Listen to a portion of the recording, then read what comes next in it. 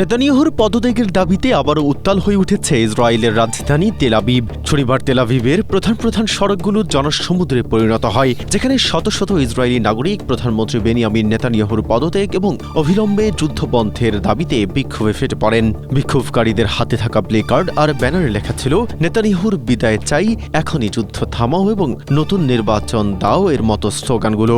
বিক্ষোভকারীদের অভিযোগ, নেতানিয়াহুর সরকার পশ্চিম তীরে চলমান সহিংসতাকে উস্কে দিচ্ছে এবং সাধারণ জনগণের স্বার্থ রক্ষার চেয়ে নিজের ক্ষমতা টিকিয়ে রাখতেই বেশি সচেষ্ট। তাদের দাবি, বর্তমান মন্ত্রিসভা আর দেশের জনগণের প্রকৃত ম্যান্ডেট ধারণ করে না, তাই অবিলম্বে ক্ষমতার মসনদ ছেড়ে দিয়ে নতুন নির্বাচনের আয়োজন করা উচিত। স্ট্রবেরি সুপার ডটেড ও ক্লাসিক ভ্যারিয়েন্টে সেন্সেশন জাগুক শিহরণ। রাজনৈতিক বিশ্লেষকদের মতে, গাজা ও লেবানন ফ্রন্টের দীর্ঘস্থায়ী যুদ্ধ এবং দেশের নাজুক অর্থনৈতিক পরিস্থিতির কারণে নেতানিয়াহুর উপর জনগণের আস্থা এখন তলানিতে।